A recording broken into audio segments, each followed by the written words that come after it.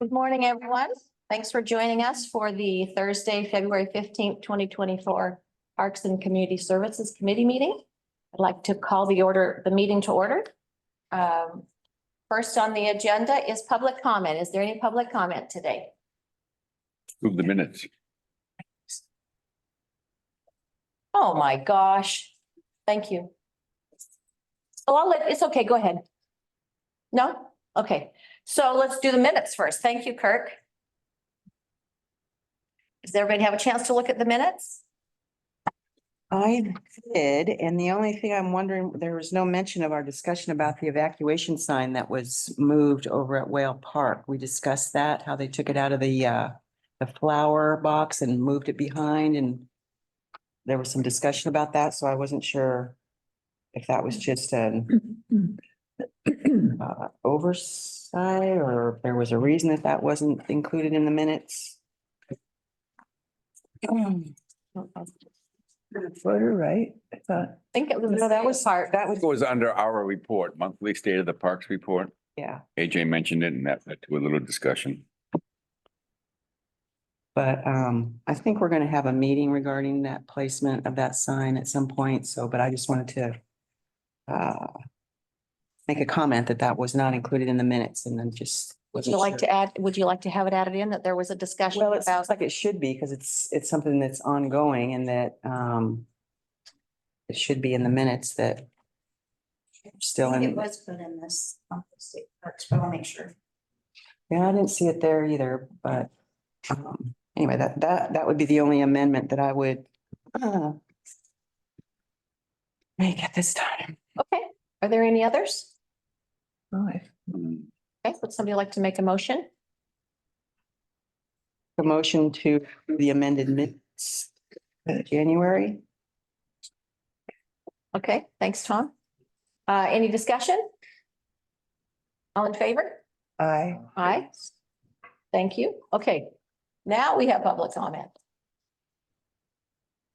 And do you have public comment? No? Okay. There's nobody online. Okay, thank you very much. Good, All right. good. So now we'll Jay and Kirk, monthly state of the parks.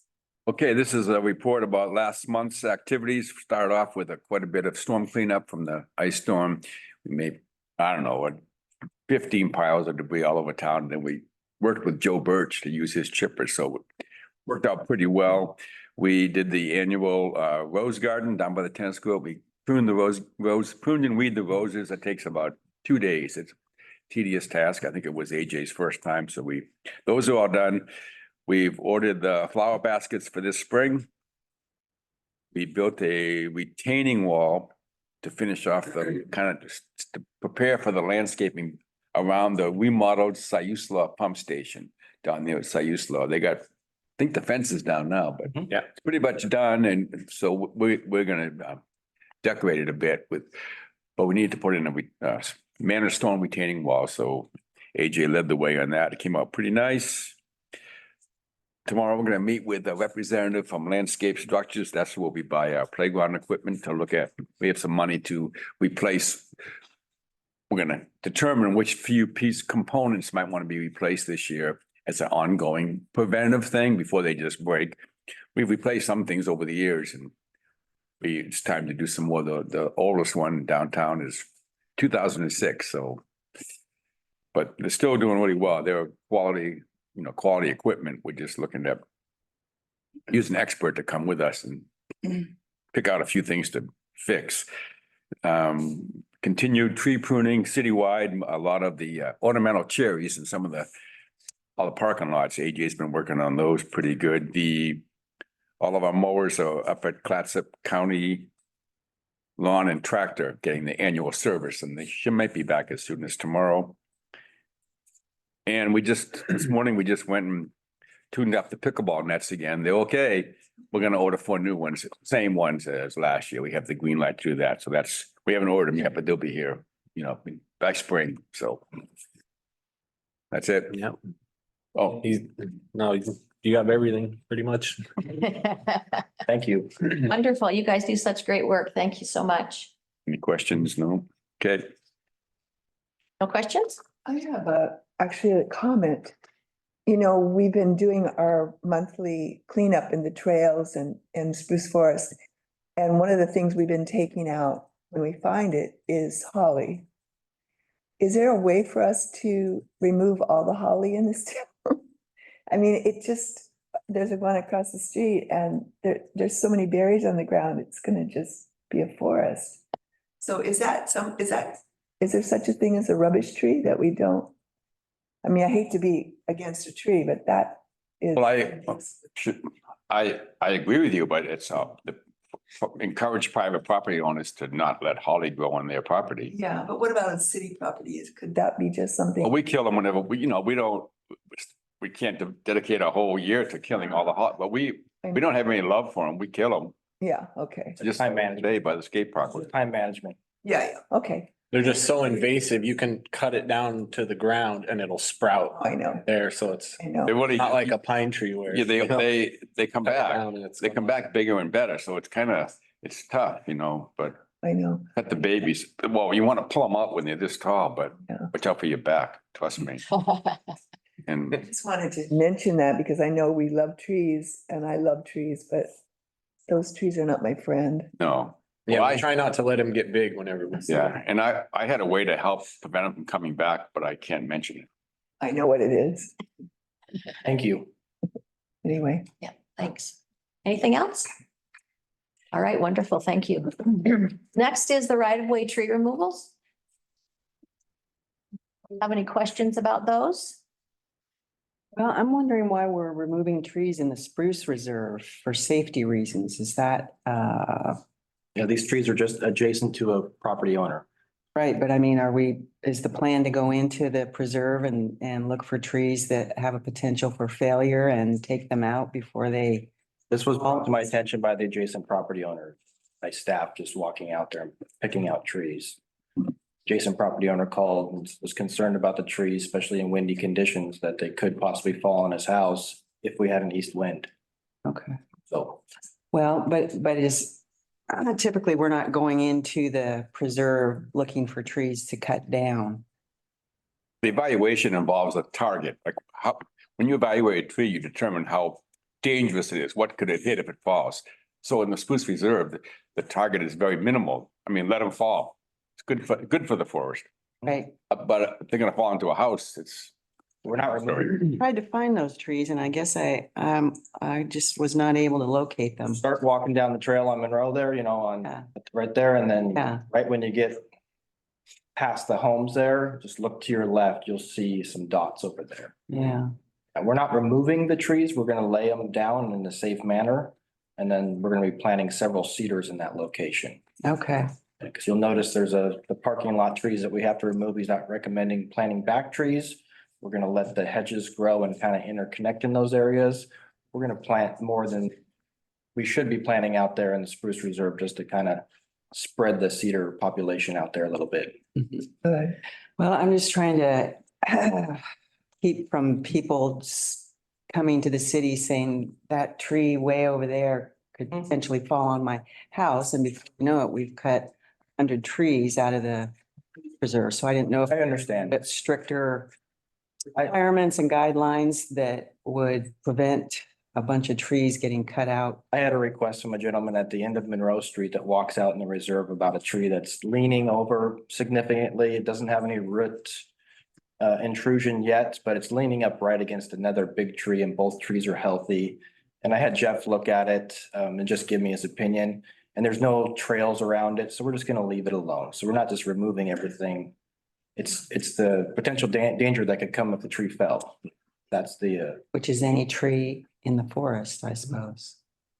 that's a scenario where we're not just cutting it down, we're leaving it alone. Okay, thank you. Any other comments or questions on the removals this last month? No? Okay, great. Thank you so much. Next, we have the tree focus group. Late last spring, a group of people began working on an updated tree ordinance. This is a group of private citizens, a working group of the city. What you see in the packet is a draft proposal, not a final document. There will be more revisions and further review by staff and legal counsel. So the entire committee is here today. It's Mike Bates, Dorian Farrow, Jan Siebert Warman, Lisa Kerr, Les Sinclair, and myself. So Mike is going to make a presentation, and you guys have any questions? Let's start our discussion. Welcome, everyone. Thanks. What do you want me? Right there's perfect. Do I need to give you my name and PO box? Yes. Mike Bates, Count. PO Box 820. Thanks so much. This has been a long, lots of meetings, lots of discussions. Yeah, you know, I want to thank you guys for having us. We put a lot of effort into this. And as a group of citizens, we've had, I guess, a lot of examples to work from. What we're trying to do is prevent what we think is the senseless removal of trees and allow trees to continue to be cut down where, you know, it's necessary to build a house or there's a safety issue.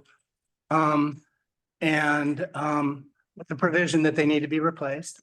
It was actually a good question that Anita just asked because, you know, I tried to think about how that question would have been resolved under our new tree code. And I'm not sure that we really addressed that situation, or we did, and I'm excited to have that conversation with Trevor and the rest of you today. I don't intend to go through the FOILs unless you want me to. I don't know how much of it you got to read or were you able to read it all, and were the FOILs clear to you? It was to me. I appreciate all the work and your direction. And the revision itself, the provisions that we've written, they're clear to you. Do you have questions about any of it? I'd prefer just to spend our time dealing with your questions. I have one question. Yeah. I'll start it off. During our second discussion with everyone, Mhm. I had some real concerns about the signage being placed next to a tree, actually a city tree, a right-of-way tree that I'm removing. I expressed my concerns about, I'd rather not do that.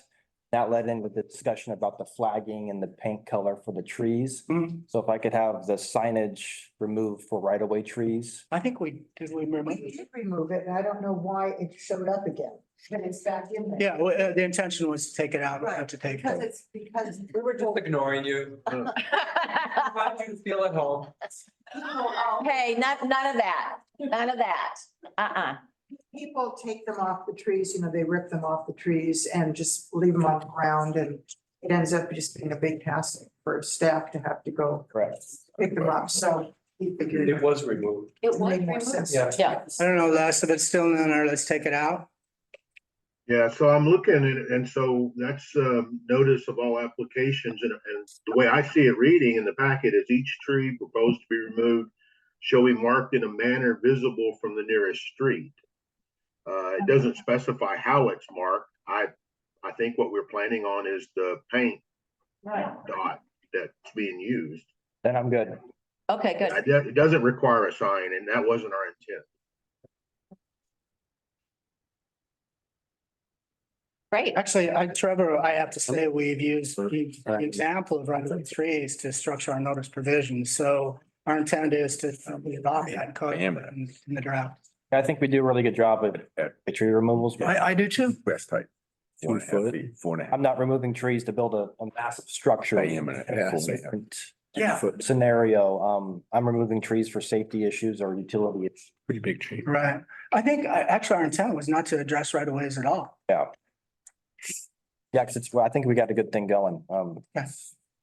And we agree. Great.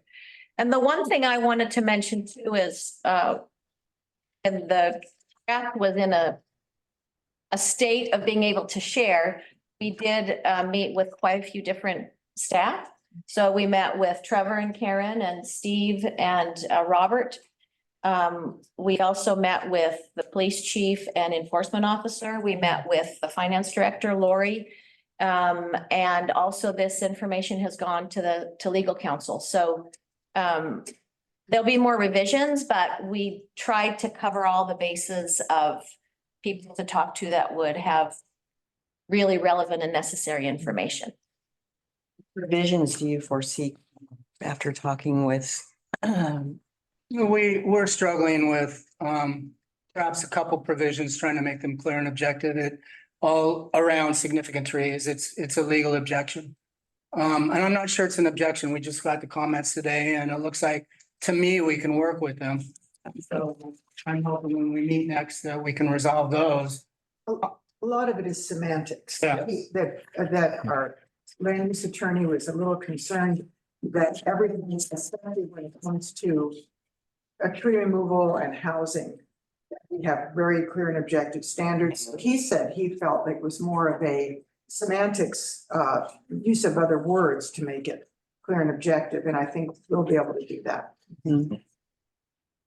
So when somebody comes in and they pay the $20,000 or whatever for a significant tree that they want to cut down to build a house, where do those funds go? They And go into a tree fund at the end. I think if you look at that, I'd like a little bit more detail on that. I mean, you guys work with a budget. Maybe you can give us some ideas on how you would spend that kind of money.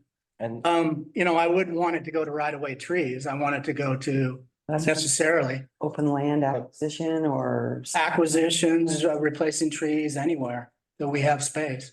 I would like to use some of those funds if it's possible that I can purchase trees that I plant back. Because we're purchasing, 5 to 6 foot mature trees at this point now, instead of planting seedlings to give them a better shot at making it. Yeah, Those are expensive. yeah. I think that's a great idea. Whatever this Hundreds of dollars. bucket goes into, whatever fund it goes into, my intention and what I'll be fighting for is that I'll be able to tap into that so my guys can go buy 10 6-foot cedars and put them in our nursery up at the public works yard, so we can deploy them. We, we'll talk about it later, but you open up a good possibility for us and we could put responsibility for spending that money in this group so that it doesn't get misdirected, but we need to discuss that. No, that needs to go through finance. Yeah. So there would be a tree fund obviously, because you met with Lori, set up specifically Yeah, in a way that it, but what I'm anticipating is there's gonna be a lot of demand for that money. Hmm. And I don't want the money going to any project anywhere in the city. I want it to go toward, and we all want it to go toward environmental projects. So, one question I have about that is what process do we ensure that we're not abusing that? And maybe, and we can think about it, putting parks in charge, since you are the tree people in the city. yeah, but we don't have a budget. Yeah, You will have that budget. Well, that would be something for the council to discuss, but Parks does not have a budget. jurisdiction. No, I want it in the hands of people who are responsible for trees and the environment. I think a good starting point is for me being able to access it to purchase mature trees. Yeah, that is great. No objection to that. But what happens when somebody says money to fund a shortfall on, They can't, yeah, they can't. So if you want to take money, that's fine. About, way back before COVID, there was, the church wanted to cut down some trees in their parking lot. And they said, if we cut down these trees, we'll plant some other trees. And they still haven't done that. And so I wonder how we're gonna follow up on these private owners that say they're gonna replant. I mean, that's something that concerns me because I don't even know who to talk to about getting them to do what they said they were gonna. well, yeah, it's a community development issue at that point. You should talk to Robert or whatever, but yeah, we have talked to code enforcement. The intention is to have these situations documented and highlighted so code enforcement can watch it. The other thing we did there and beefing up our notice provisions, and this was something that Dorian was really hot on, is with the dearth of resources in the community, we need to enable the city, the citizens of the city to be able to speak up. So that's why we improved the notice provisions. Yeah, I mean, we're aware of the enforcement issue. We've added also penalties. Yes. So, is it perfect? When we're understaffed, probably not as a city, but it's better than what we had. And code enforcement took a very thorough look at the document and he came up with some very good suggestions. So it was nice to have the input of somebody that would be the one enforcing the ordinance. So, yeah, he What sort of suggestions did they have? remember, Mike, or Dorian, which or Les is the one that inputted the changes, so. Les, do you remember? Well, I can look it up. We have got so many different good inputs from different people. I can't speak specifically to what our code enforcement officer did. I can look it up though, and I'll do that real quick. I think what he did, I mean, there was one like notice, he wanted to change. We had it notice the dot, the marking needs to be available, needs to be viewable from a public street. He said, change that to any street, right? There were concerns that, we had treated significant trees different than regular trees or that we hadn't treated them differently in some cases, and we just went in and marked those up so that his job would be easier. He read every word. of it, Yes. Obviously, and he found several even mistakes or things that were inconsistent. It was really nice having his eyes on So, Found ways to make certain things more clear and objective, and that was the main thing that we really got out of that. And I just want to reiterate that, the code enforcer officer, really wanted to remind everyone that the enforcement is a community activity. It's not just on the police. It's really all about responsibility, and you can report a violation anonymously. It doesn't say it on the website, but you could just put anonymous, no email address, and your concern still gets to code enforcement. If he really wants to make sure that he continuously educate citizens that it's our city and we kind of have to take responsibility if something's not working correctly and let people know. It's good. You know, if you look at the notice provision now, I mean, it's gonna be so different for removal of trees on private property that I think that process itself is gonna shake out a lot of these problems because we built in not only a notice provision, but the period of time under which citizenry can look at the tree removal proposal and appeal if they want, or provide comment and then appeal if the decision isn't what they want. Great. And those funds also, oh, go ahead, They sorry. would appeal it to council then? I think, well, it depends. I mean, if it's gonna be on private property, it'll probably come to planning commission. Then kind of be the same appeal process? Mhm. Okay. Trevor? And those funds also not only for tree plantings, for city property and city right of way, but also utilizing that for arborists, how much I use the arborist in this community. Well, yeah, you'll need it for that because we actually formalized that a little bit. I mean, if you go through the old code, I think he's mentioned once. If you go through this code, if you just search on city arborist, you'll find them in there 14 or 15 different times. And the intention is to get the arborist in early enough to influence decisions on trees before there's a problem. The existing. These revisions will, you go back to your committee for revisions and then go to planning or how? We have a Next- working group next step. meeting on March 12th, I think, or something like that. And I mean, a work session and council and planning and DRB and you guys will all be invited. Okay. You know, out of that, I think we resolve the ambiguities that we're dealing with. You know, we were trying to figure out what's the ask going to be when we go. And I'd like to see it at a point where we could say, guys, we're just about done. You know, you need to decide now whether we go forward or not. Mhm. I have another question if I can go. The fine, the $20,000 fine, Yeah, isn't that a little steep? No. it's not in this community. Is it defendable? Yeah, Yeah, but we ran that by, Bill.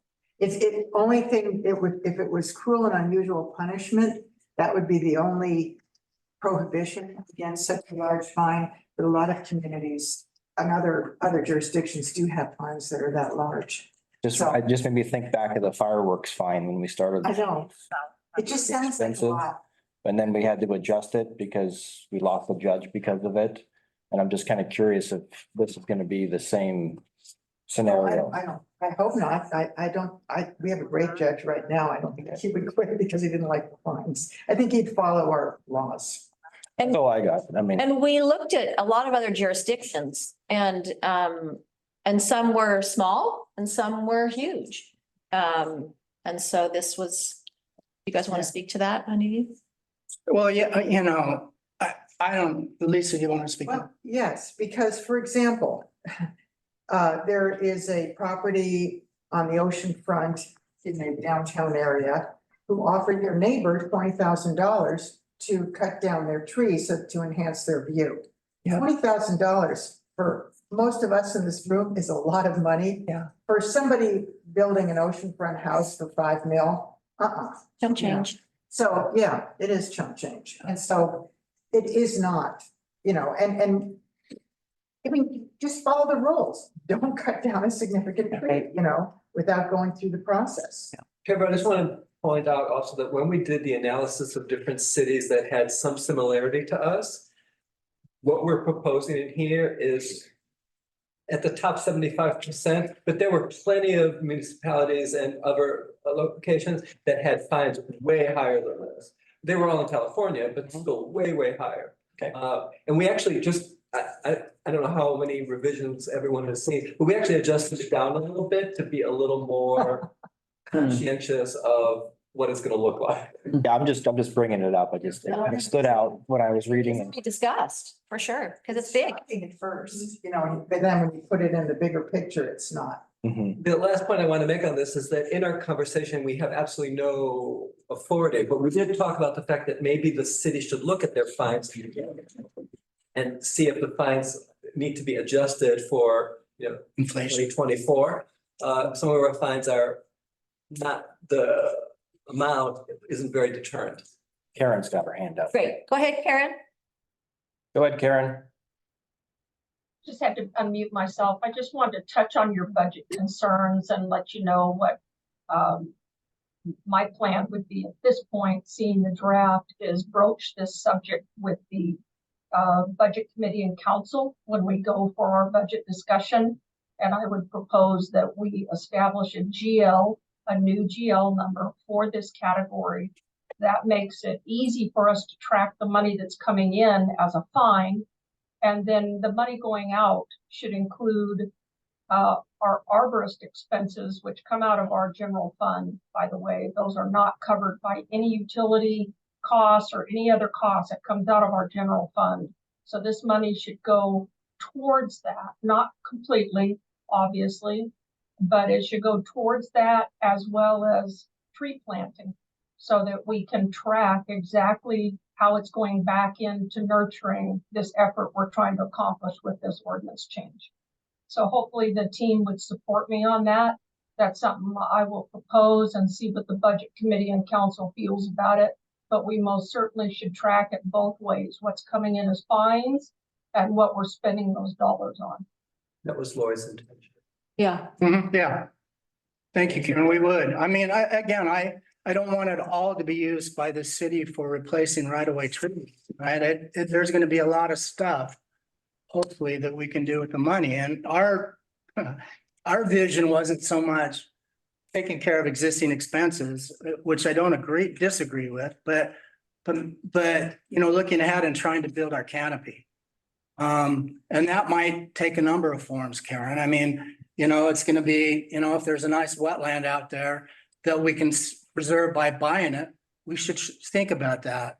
If there's a interactive educational opportunity we have in a wetland or a forest, that should be taken care of. If there's a trail we need to maintain, that should be part of it. And if we need to pay our arborists, which we do, that should be part of it as well.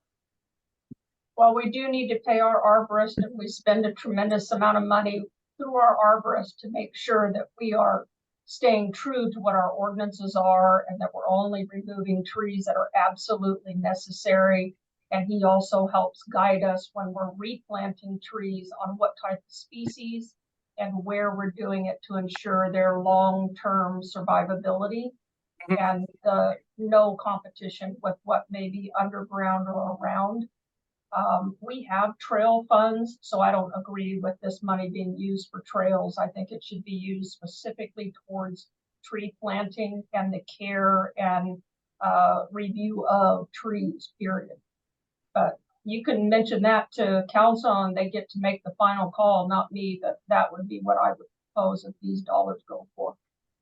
And I like the idea of buying more mature trees for replanting of right of way too. Mhm. I love Yeah. that. Yeah. What does that cost? Exactly the kind of thing that Um, refund is for. The average cost is right around $150 to $200 for an 8-foot redwood or cedar. But if. And was the spend caliper more- on it? It was a couple inches or? I think, yeah, about 2 inches, I'd say.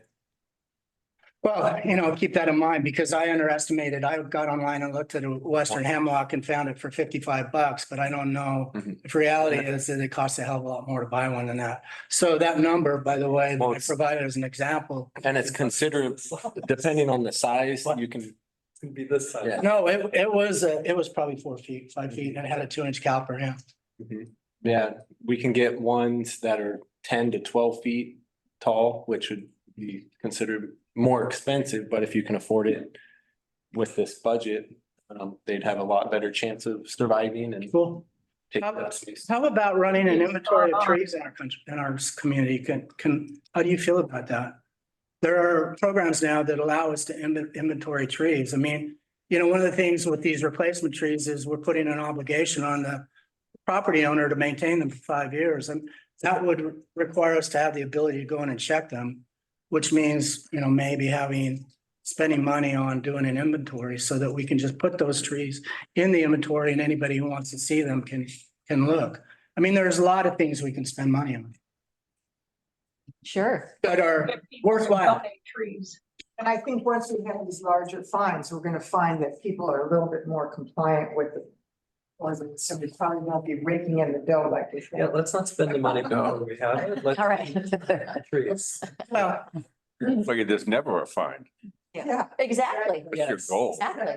I'll give you an example of one. I talked to this dude, this guy who lives on Lake Washington, which has, that community around Lake Washington has a similar code provision. He wanted to cut a couple alders next to his house. I think he was told it was $2,000 per tree. And they said, you want to replant because then you don't have to pay. And he said, no, I don't want to replant.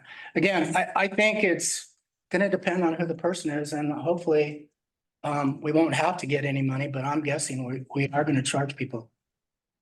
But for the time being, because maybe the fund's not gonna grow as fast as we think it is, but for the time being, I think having arborists.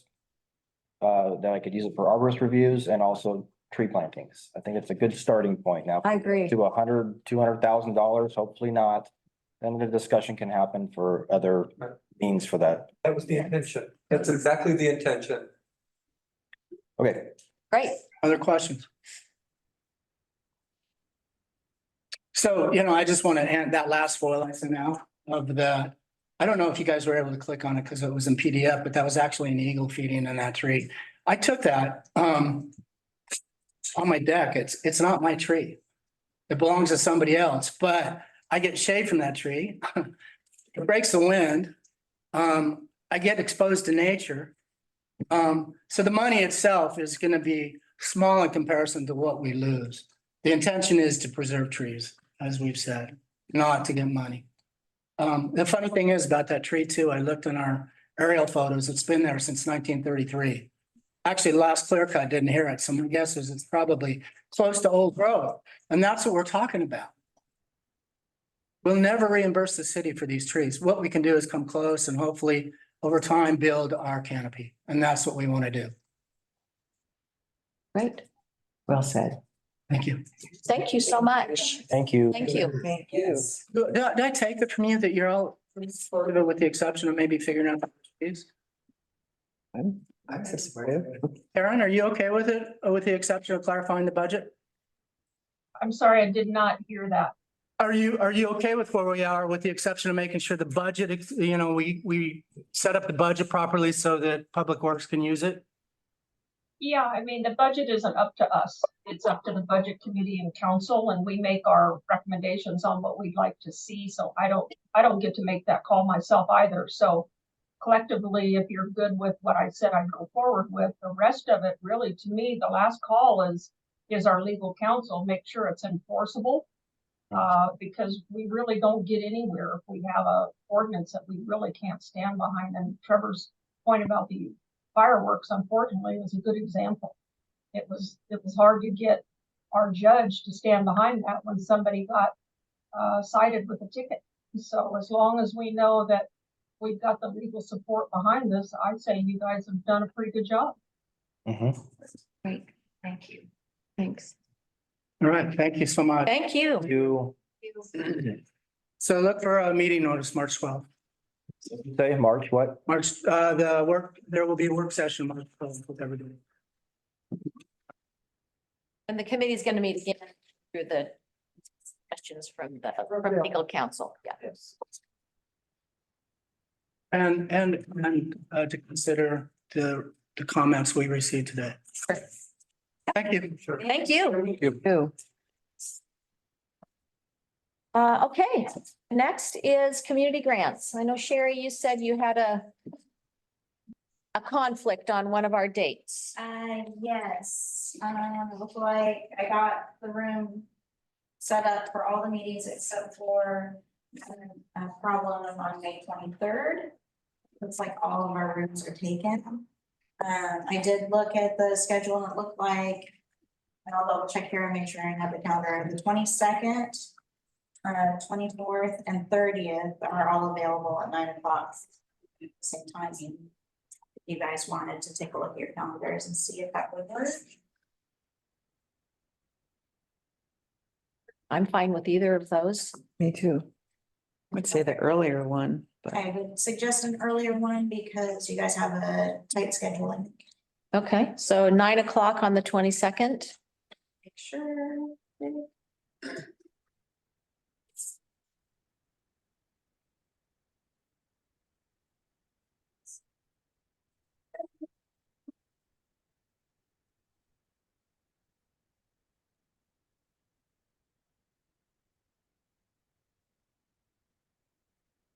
And that'll just be 1 hour.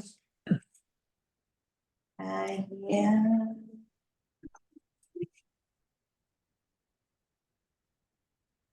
See.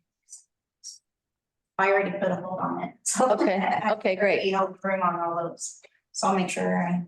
Okay, great. Thank you. Does anybody else have anything for the community grants?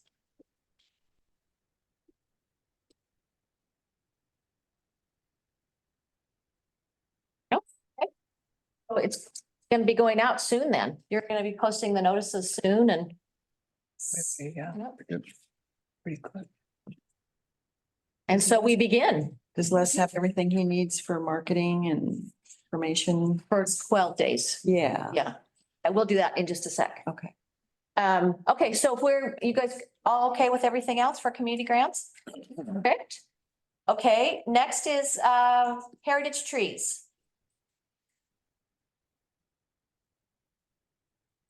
Anybody have any comments about anything for heritage trees? Everyone see Jeff Gearhart's report? Did everybody see his report? I thought we were gonna, Yeah, we'll talk about. Because I know Betty and Les were working on getting more information, but we're gonna, since we had the tree focus group today, we're gonna focus on that more next month, the heritage tree discussion. You guys are okay with that? In regards to who gets to decide what a heritage tree is? Well, they were looking at different jurisdictions but I mean, I feel like we've got a wonderful arborist. He knows trees, he's a professional and, But ultimately, that's gonna be who's deciding a heritage tree, well, the health of the tree, certainly, yeah. so. So, maybe I can just make two comments. I won't take too much time, Anita. We did go out, and look at what other communities do, and it was really specific to, you know, what kind of flaws can a heritage tree have? Right, Is the way I took it. No tree is perfect. The older the tree, the more likely it is that it has a problem. And what I found, and what we'll talk about next time, is that the arborist plays a completely critical role in making that determination. And I think it might be worth our time to spend a little bit more time going through that arborist report. I know that's what Jeff filled out for us this time. And it very much relates to the condition of the tree, what kind of things can be done to ensure that its longevity. You know, it could be pruning, it could be cabling, but it's also all about where it's located and the potential danger to people. And, you know, and in particular, that one spruce that was right over the picnic tables or right next to it in Les Shirley, it's not my call, but I could see why that might be a risky location. Anyway, we'll talk about that next week, but there are some guidelines that we can adopt, but it's very much a case by case decision. Yeah. Thank you. Okay, thanks for that. Next we have monthly reserve cleanup. Betty, Okay, you're up. okay. We're gonna meet at the Pompeii. And we're going to continue, and I've heard amazing things you guys have done in the last couple of months. Thank you so much. I sent photos. Yeah, I know, just like piles. So hope to see you all out and we do have fun. Yeah, Please continue taking a picture for me and sending it to me. Okay. I like posting those here at City Hall so everyone can see. and oh, yeah, Progress. is it okay if we keep depending on you to take it? Same spot as last month, basically. That worked pretty well in the parking, Yeah. Yep, in the parking space? Okay. easy to pick up. And we got a lot last time. Like we were wishing we'd have taken before and after because like we noticed a difference. Yeah. In the work that we did. Yeah. We were quite proud, of course. I was mentioning about the northern end of that trail. Not, you know, if you keep going down toward the conference center. Do you want us to focus on that at some point on that bank side? Or is that something you would rather we didn't do? There's a holly tree in there. No. That's from that skate park, heading down towards the conference. I'm just saying that whole trail there, I see ivy growing. I mean, I see things when I'm walking on the trail thinking, well, once we tackle the trail part we're on now, should we just move north or do you have any objections to that? No, TK mows down the blackberries pretty good twice a year, but you can go in it, especially at the beginning where you could crawl around in that willow and take out all the bad stuff and work your way down. Pile it up on the trail, or right next to the trail itself. Because AJ can drive his truck all the way down the trail. Oh, good. Not all the way down, but let's say to the bench. Okay, The bench is the far bench, past the soccer goals. Just make sure you're in a safe environment. yeah, I was just thinking the bank might be a little bit. Well, the bank, don't drown if you get past the soccer goals where they're temporarily stored for the winter. You gotta whoop off to get down that bank and get some of that ivy effectively. I mean, be careful. Yeah. If you get down that far, that's where the ivy is. That's where it's. We've done it before, but I don't even like it. And To rope each other. what I mean, right? Whatever. Chainsaws, no roping yourself, Betty. Darn it. Anyway, I just wanted to. Yeah, there's stuff there, and like I say, around the first bench, like looking at the oxbow, that's pretty easy for TK to mow with his boom mower, and there's not much there. I mean, you'll see blackberries going, but if you want to work on them, go ahead, but in 1 hour, he has them all gone and they disappear. But the ivy and the holly and stuff that you want to cut down all along there would be great. All right. And actually, the other side, this ivy, just before you get to the conference center on the west side of the trail, that whole wetland in there is ours. Oh. Like behind the soccer goals where they're temporarily stored, that whole area in there is part of the main park, believe it or not. You can see my shed, our shop's down here and the trail's up here and it goes down into, it's wetland plants, but it's easy to navigate those wetlands. And there's, I've been in there with getting the ivy a couple of times over the years, but close to the conference center, there's some pretty challenging ivy that Yeah, go for it, okay. A lot of willows, mostly what's down there. Is it this weekend? Yes, You're not gonna be there you're not gonna head down there this weekend, this, in the future. yeah, I We just, talked about it too, so. This weekend you have a cleanup? Saturday, 10 to 12. Same as usual, but it might be, I don't want to speak on behalf of anybody, I mean, but before you do it next month or the month after, if you want to go down the trail, one of us could walk down with you for 15 minutes and point stuff out. I mean, ahead of time, rather than just trying to figure it out. We can do that anytime you want to help with it before cleanup if you want, you know. Perfect. And if you guys, I mean, you're more out there. If you see places that you think we should gear up for, I mean, I know Scotch Broom is coming in the summer. We're gonna be doing that kind of thing again, but we would love to have your suggestions if you have in the future. Also, I just wanted to say, I was walking along the trail south, from where we go over that little footbridge, you know, on the trail. And there's quite a bit over there now. Oh, Well, okay, so we still have quite a bit we can do there. okay, good. One other question, do we have, in neighborhoods, we have, well, not all neighborhoods, but some neighborhoods still have alleys. And I've kind of, in the alleys next to my house, I kind of manage them. But across the street from my house, there's an alley that it has a holly tree and stuff. And I'm wondering if we could have our group come to, you know, these alleys. Is that I'll discuss those alleys with you okay? for the meeting. I defer to Trevor. Yeah, because some have I mean, I've been just taking blackberries out of my alley and it's called it my alley, but, you know, just to, because if you don't watch it, it just becomes all invasive. I'll talk with you. Okay, all right, thanks. Great. Thank you so much. So we'll see you guys Saturday, 10 to 12. Thank you. Okay, next 12 days of Earth Day. Anybody, I know Betty, you've been working on the street fair and getting people signed up for that. So I just brought, I called everybody that was there last year and reached out to some new people that were there last year.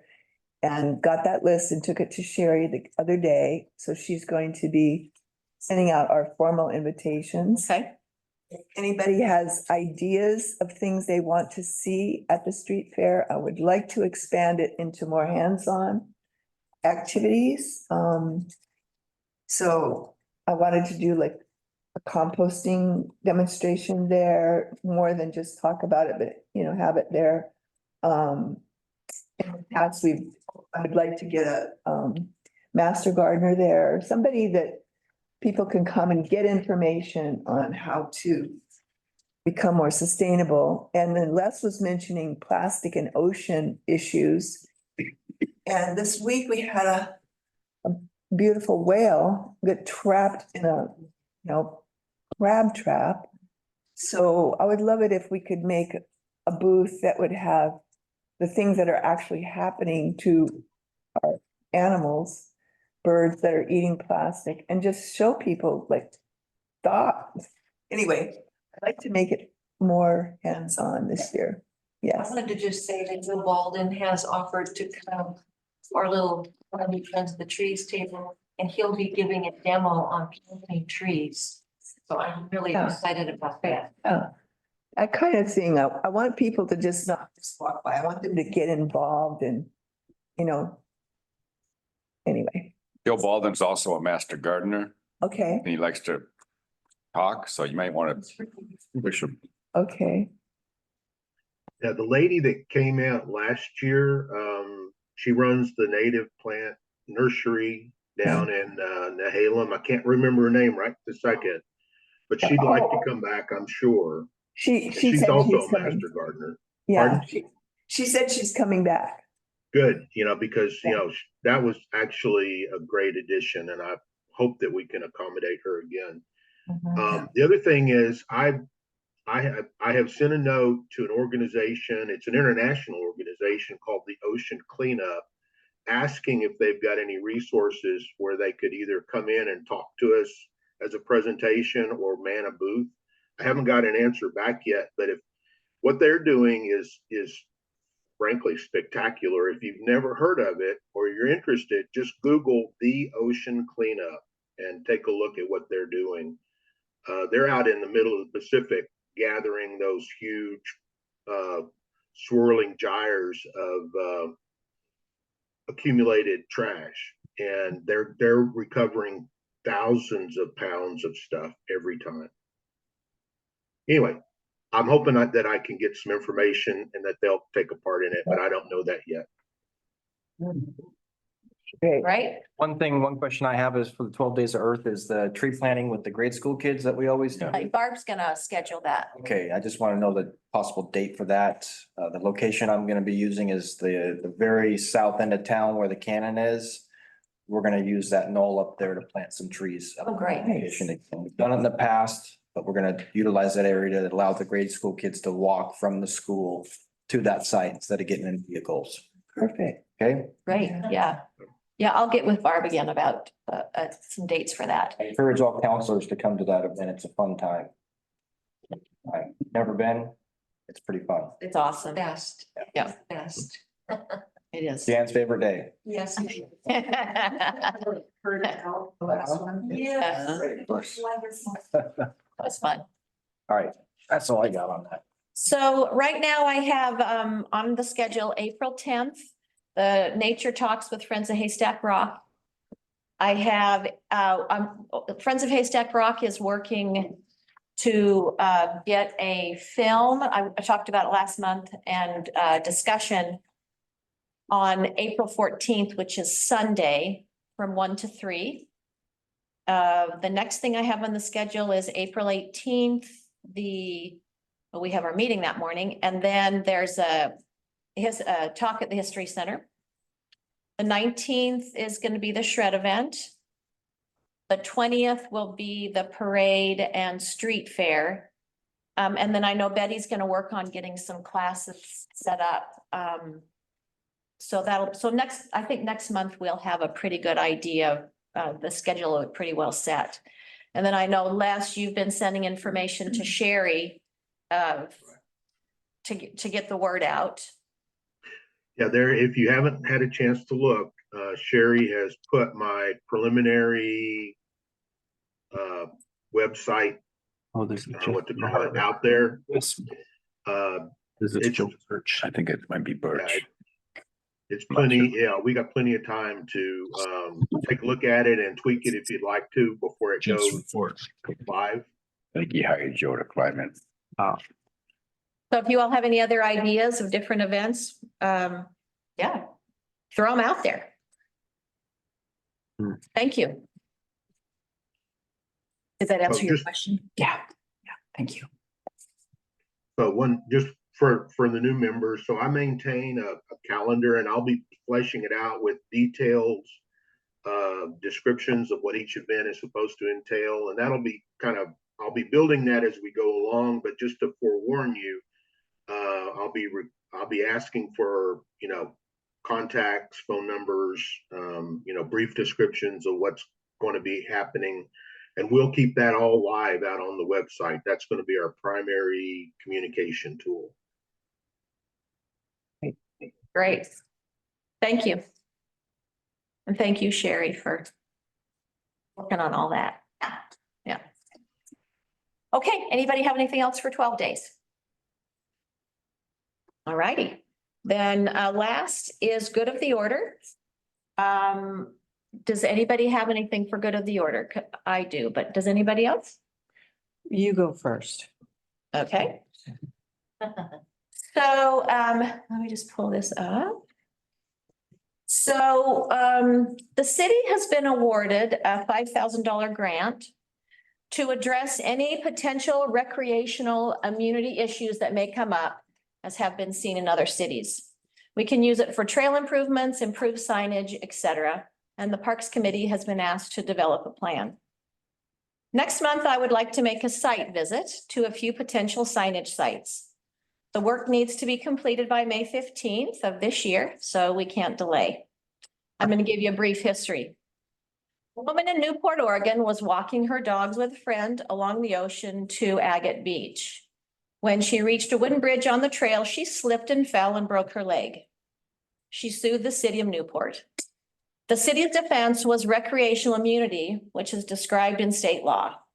It is the public policy of the state of Oregon to encourage owners of land to make their land available to the public for recreational purposes by limiting their liability towards persons entering thereon for such purposes. The city of Newport prevailed. The case was appealed to the Oregon Court of Appeals, and in July of last year, they issued an opinion which effectively ended recreational immunity for improved trails and striking it down as an immunity that protects public and private landowners from lawsuits.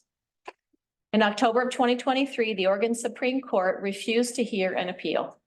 It is hoped the Oregon legislature will step in and help during this legislative session. So this is an issue that entities all over the state are dealing with. They're trying to figure out how to handle it, what to do with it. So it's a pretty big work in progress right now. There was an article in the Gazette last month that I'm going to ask Sherry to forward to you guys so you can read a little bit about it.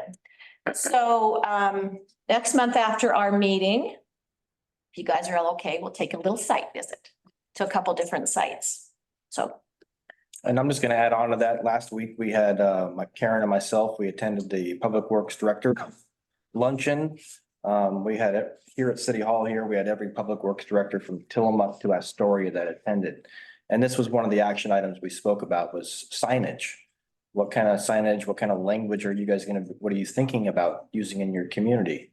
This is a new program, so everyone's kind of up in the air. But I received some good recommendations for language that other sister city communities are going to be implementing here shortly. And I'll be supplying those when we do our site visit. Could we also put it on our website, and could we put it at the chamber, and could we put it at all the hotels? Baby steps. Right Yeah, I now, was asking. right now we have a grant for $5,000 and it's a really short turnaround to be able to Yeah. make this happen. So we got some signage that we can focus on to spend this money on. More than willing to expand it and keep talking with other sister cities on what they're doing. So we're all kind of we're all doing the same thing. So when somebody visits Cannon Beach and they go to Seaside or Astoria, they're going to see the same kind of language on the signage. The big deal. Signs.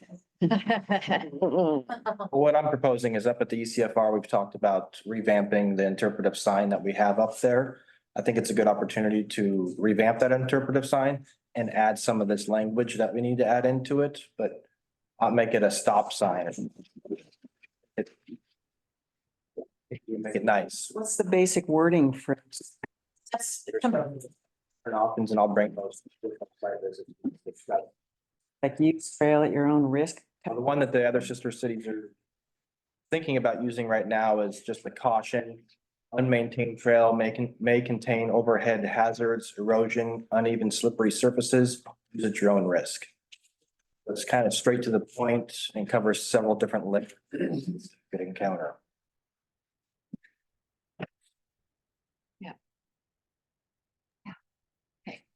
so get ready next month. Thank you. Anita, you had something? Well, I just noticed, in my walking things, but that foot trail over by Van Buren and Jackson. that was clear. I mean, it's not a foot trail anymore, and I'm wondering it was so severely cut back. Was that Yeah. a specific reason? Yeah, Or that was an ADA issue. That wasn't wide enough to get a wheelchair through that area right there. We opened up and wide enough to make it ADA accessible for anyone. Huh, okay. On the gravel? Hmm. That's acceptable. Yep, Lane? firm and stable. Mhm. It just wasn't wide enough. Well, I just wasn't sure if the goal was to make it a vehicle No, access, not because it kind of looks like that. make it ADA accessible.